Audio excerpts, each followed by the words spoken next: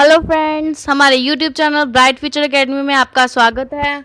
अगर आप हमारे चैनल में पहली बार आए हैं तो प्लीज़ इसे लाइक, शेयर और सब्सक्राइब ज़रूर कर दें। और मैं आपको ये वीडियो शुरू करने से पहले कुछ बताना चाहती हूँ कि अगर आपने इस वीडियो को देखने से पहले इसका पार्ट 1 नहीं देखा है तो प्लीज़ उसे जाकर पहले देख लें, क्योंकि उसके बिना आपको ये वीडियो 50% ही क्लियर होगी। सो आइए हम अपना जो पार्ट 2 है, economics is a study of choice और साइंस को स्टार्ट करते हैं। We know we cannot satisfy our unlimited wants. जैसे कि हमें पता है, जो हमारी अनलिमिटेड वांट्स, असीमित वांट्स का मतलब होता है ज़रूरतें, जो अनलिमिटेड वांट्स हैं उनको हम पूरा नहीं कर सकते हैं। It is so because to satisfy them resources are scarce. जो इनको सेटिस्फाई करने वाले जो रिसोर्सेज हैं, जो मीन्स हैं, जो साधन हैं, वो बहुत ही ज़्यादा लिमिटेड क्वांटिटी में प्रेजेंट है हमारे पास। Not only scarce, they have alternative uses. ना सिर्फ वो स्केयर हैं बल्कि उनके अल्टरनेटिव यूजेस हैं। अल्टरनेटिव यूजेस मतलब उसके एक से ज़्यादा यूजेस प्रेजेंट हैं। Hence, in order to get maximum satisfaction, we have to make choice which wants to be satisfied or which means used to satisfy them. तो अगर हमें मैक्सिमम सेटिस्फैक्शन लेनी है तो हमें पहले ये चूज़ करना होगा कि हमें कौन सी जो वांट है, कौन सी ज़रूरत अपनी पहले पूरी करनी है और इसके लिए हमें साधन क्या चाहिए। अब मैं आपको एक छोटी सी एग्जांपल देके क्लियर करती हूँ कि देखिए, अगर आपके पास 50 रुपीज़ है मनी और आपके जो मन है वो रेस्टोरेंट में जाके खाना खाने के लिए है और आपका जो एक फैमिली मेम्बर है वो घर में बीमार है, तो आपकी जो फर्स्ट वांट, फर्स्ट प्रायोरिटी किसको होगी?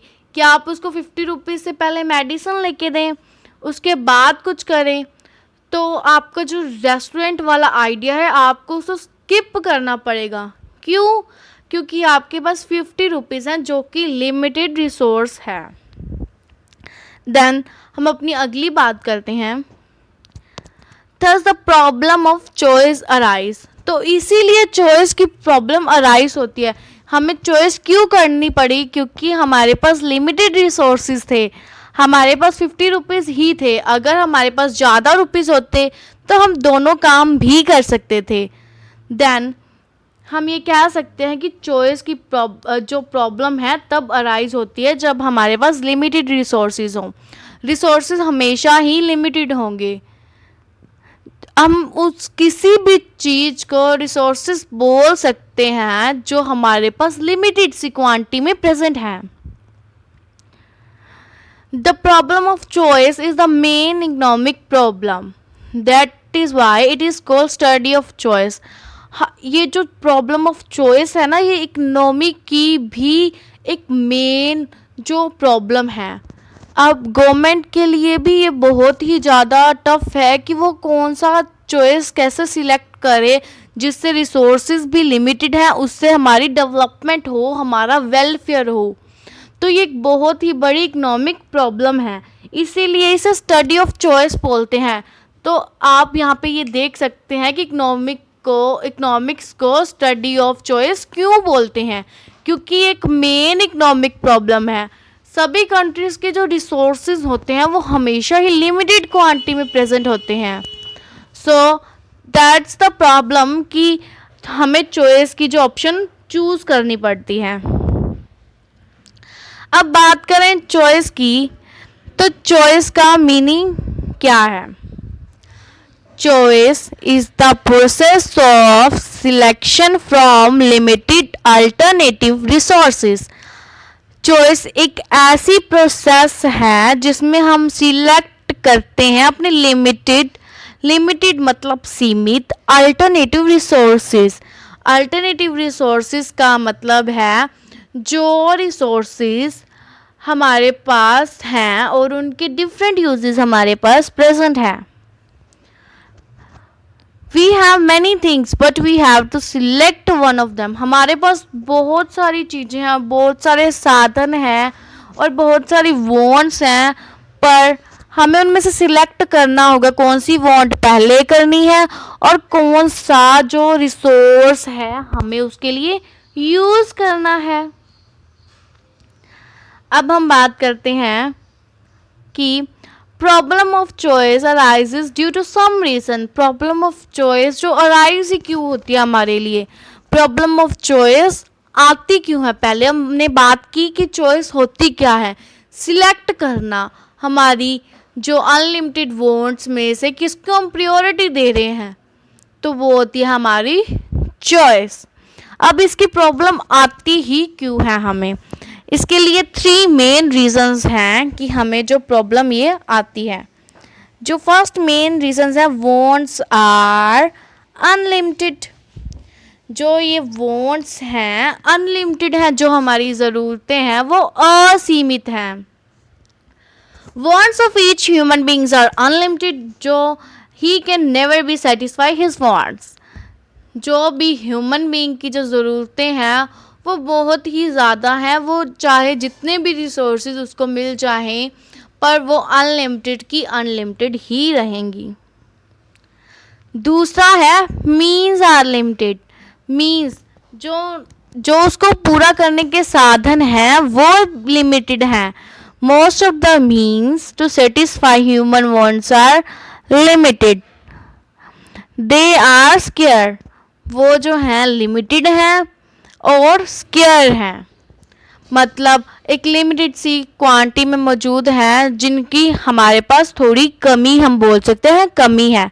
स्केयर को हम कमी भी बोल सकते हैं, बट ये मतलब स्पेसिफिक वर्ड नहीं है कि हम स्केयर के लिए यूज़ करें। तीसरी जो चीज़ है वो है means have alternative uses. Means के जो हैं अल्टरनेटिव यूजेस हमारे पास प्रेजेंट हैं। अल्टरनेटिव यूजेस का मतलब है कि एक से जो ज़्यादा यूजेस हमारे पास प्रेजेंट हैं। The scarce means has alternative uses. Alternative uses means to say have different uses. Now the choice is made by person according to his choice. Choice एक पर्सन के द्वारा की जाती है अपनी बाकी वॉन्ट्स, अपने बाकी चॉइसेस को लेकर। So it is compulsory to make a choice because care means have alternative uses. तो ये कंपल्सरी है कि हम चॉइस करें कि हमें कौन सा मीन्स यूज़ करना है और इसके अल्टरनेटिव यूजेस हैं और हम इसमें से कौन सा यूज़ करें। लाइक फॉर एग्जांपल, अगर हमारे पास मिल्क है, मिल्क से हमारे पास बहुत सारी ऑप्शंस हैं। हम इसकी खीर बना सकते हैं, इसकी कर्ड बना सकते हैं, इसका बटर बना सकते हैं, इसकी लस्सी भी बना सकते हैं।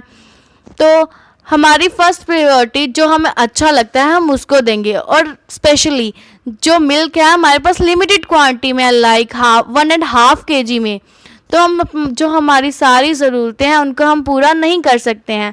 तो उनमें से किसी एक को पूरा करना है तो हम फर्स्ट प्रायोरिटी उसे देंगे जो हमें ज़्यादा अच्छा लगता है।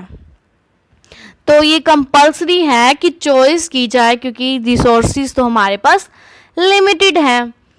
अब बात आती है हम रिसोर्सेज किसे बोलेंगे, क्या रिसोर्सेज किसे बोलेंगे या रिसोर्सेज के जो फीचर्स हैं हमारे पास क्या हैं।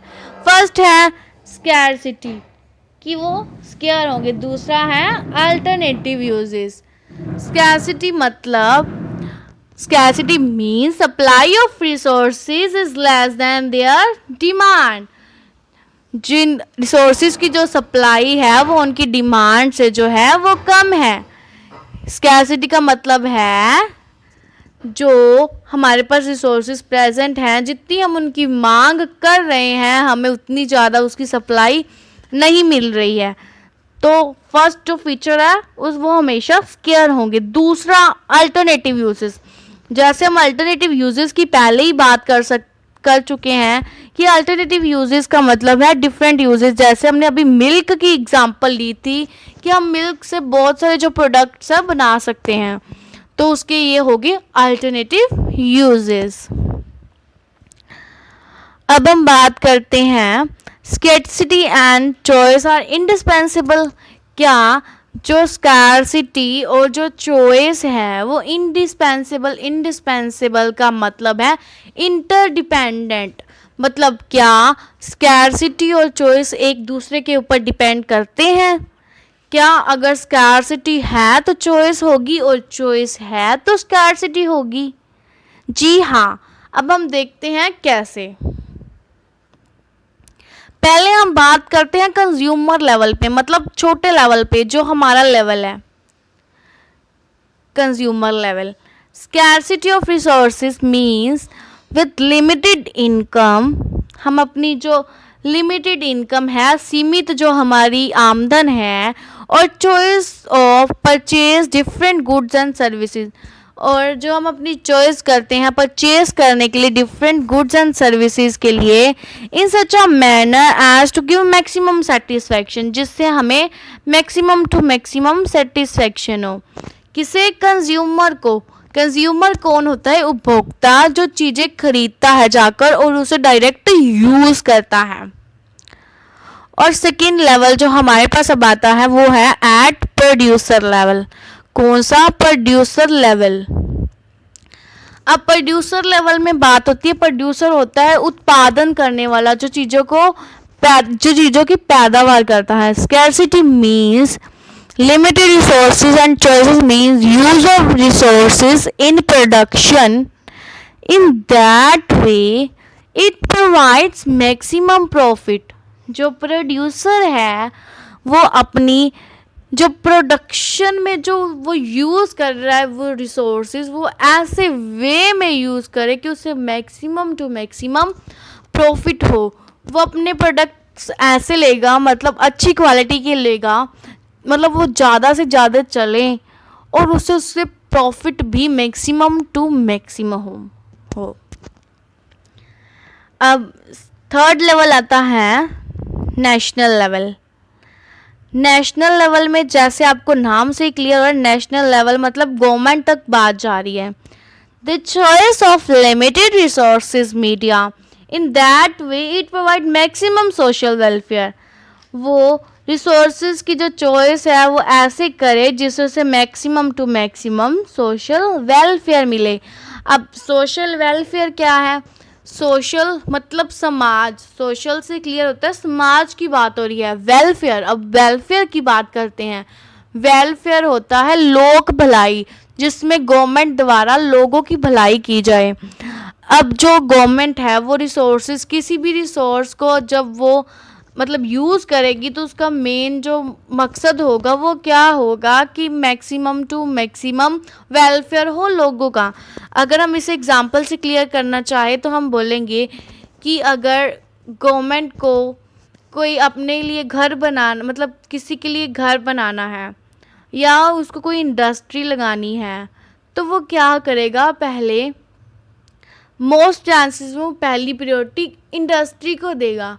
इंडस्ट्री को क्यों देगा? क्योंकि अगर वो इंडस्ट्री लगा रहा है तो वो बहुत सारे मज़दूरों को आगे फर्दर काम करने के लिए भी मोटिवेट कर रहा है। तो इससे वेलफेयर होगा, लोगों के पास पैसे आएंगे। अगर लोग काम करेंगे तो उनके पास पैसे आएंगे, और अगर उनके पास पैसे आएंगे तो उनका लाइफस्टाइल अच्छा होगा। अगर लाइफस्टाइल अच्छा होगा तभी जो इकोनॉमिक डेवलपमेंट हो पाएगी, आर्थिक जो हमारी डेवलपमेंट है वो हो पाएगी। अब जो चौथा लेवल की बात करें वो है इंटरनेशनल लेवल। इंटरनेशनल लेवल से भी क्लियर हो रहा है कि ये फ़ॉरेन तक बात जा रही है। मतलब अगर हम दूसरी कंट्री से ट्रेड कर रहे हैं तो वो क्या हो?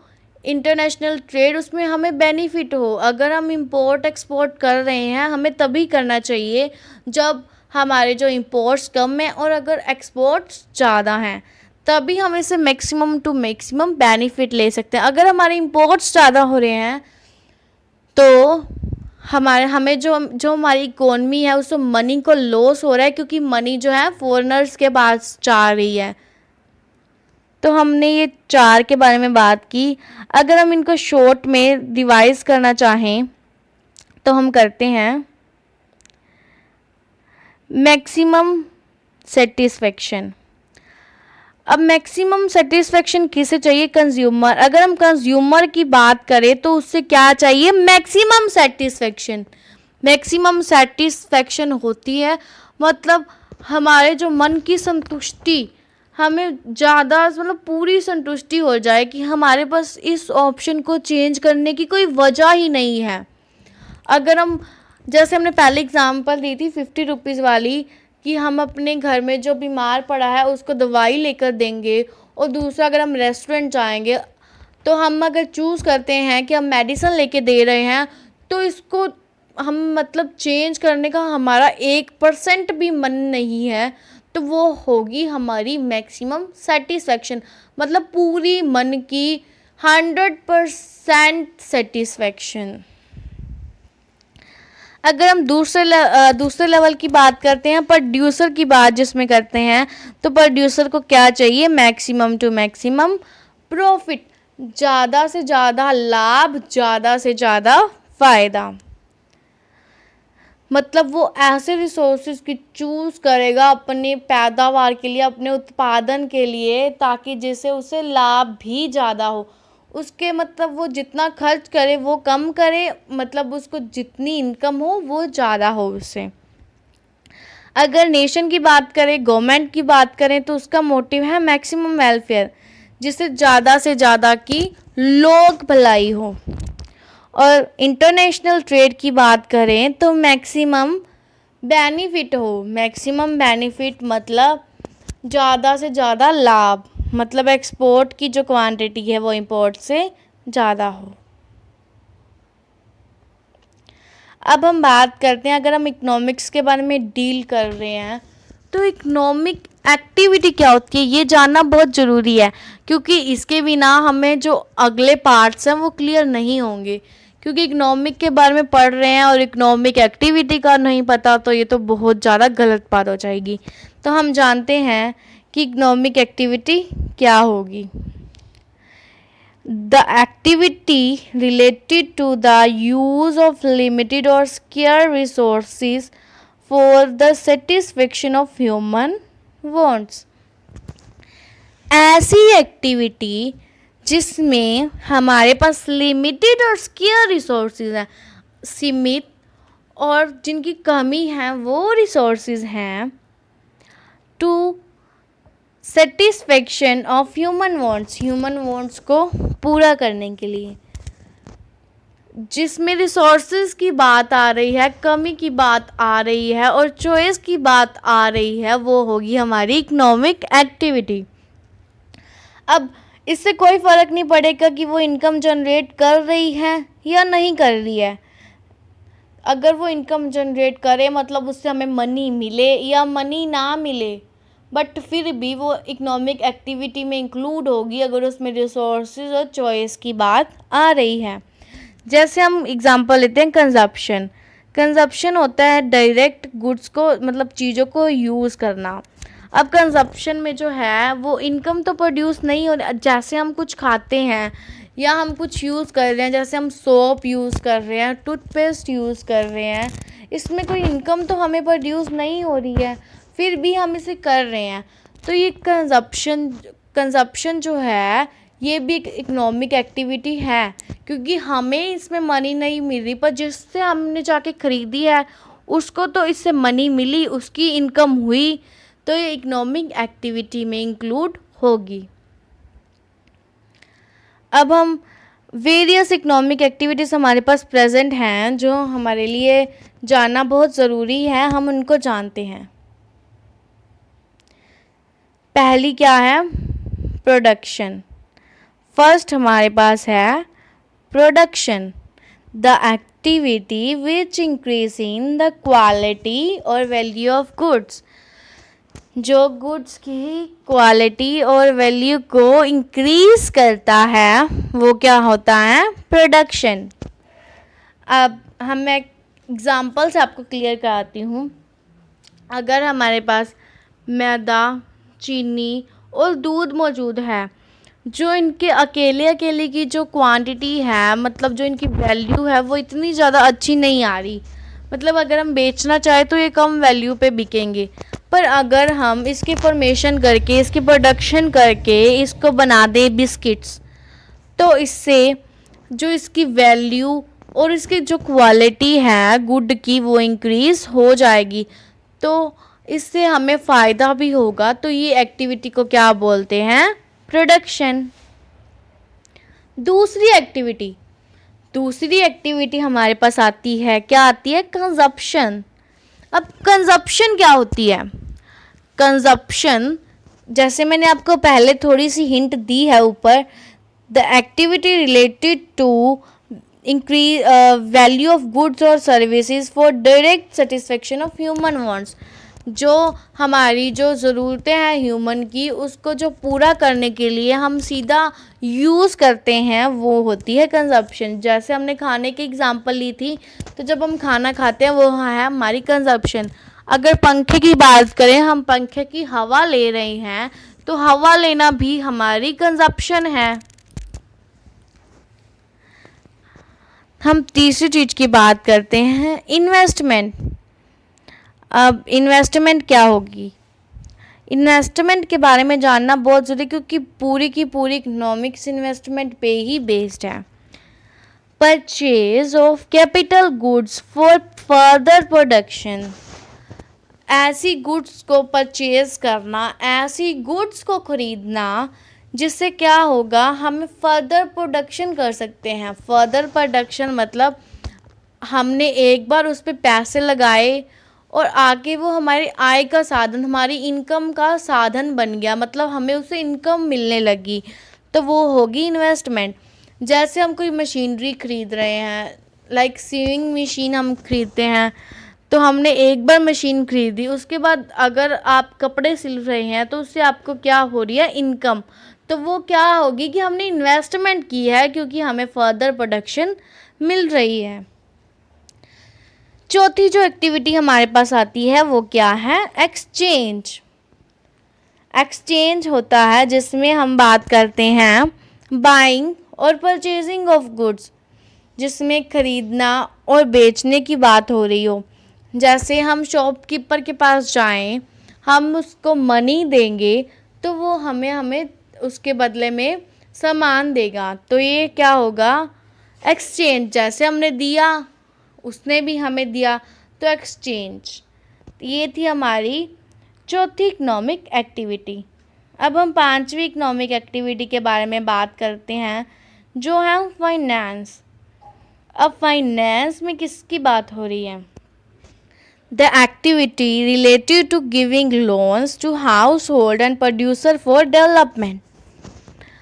फाइनेंस में जैसे बैंक्स की बात होती है, वैसे ही इसमें बैंक्स क्या देते हैं? लोन्स। किसको? हाउस होल्ड को और प्रोड्यूसर को। अब वो लोन्स किसके लिए देते हैं? ताकि अगर उसके पास एक बार में इतने पैसे नहीं हैं कि वो उसे अपनी जो उसकी ज़रूरत है उसको पूरा कर सके, तो बैंक उसे लोन दे देते हैं इकट्ठा और धीरे धीरे, ताकि हम उसे वापस कर दें जब हमारे इनकम उससे प्रोड्यूस होने लग जाए। तो इससे हमारा पार्ट 2 कंप्लीट होता है। हम एक बार रिव्यू ले लेते हैं।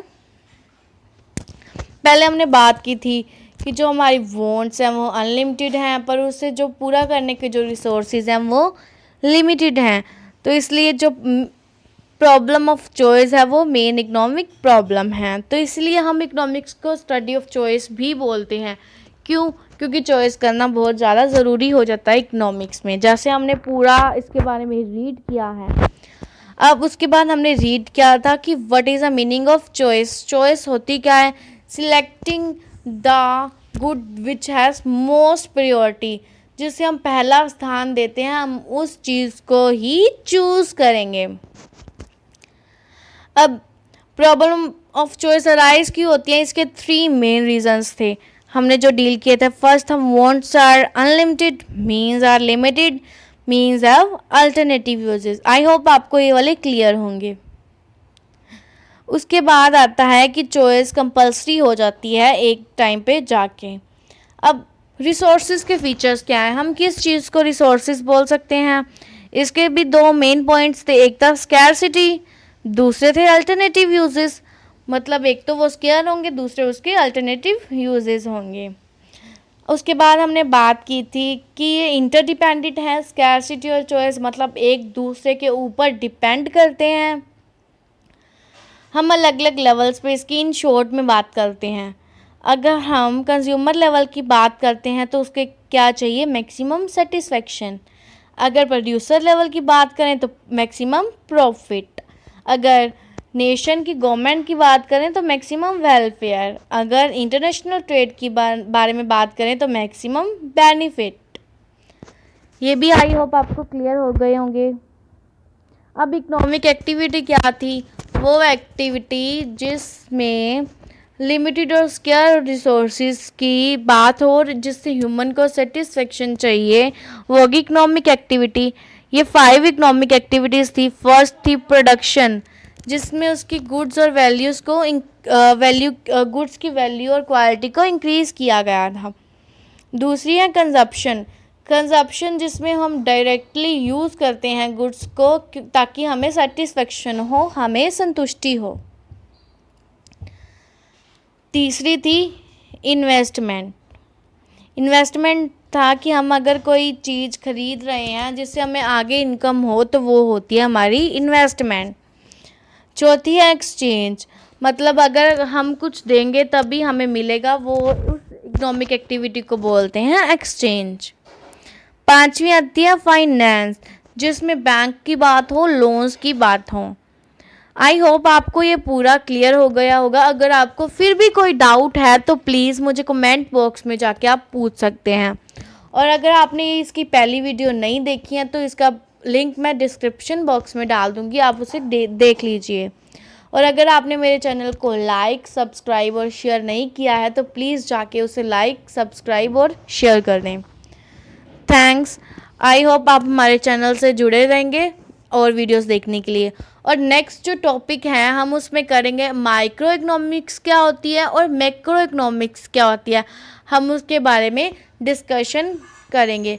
तो हम जल्द ही पार्ट 3 अपलोड करेंगे। Waiting for the next video. Thanks.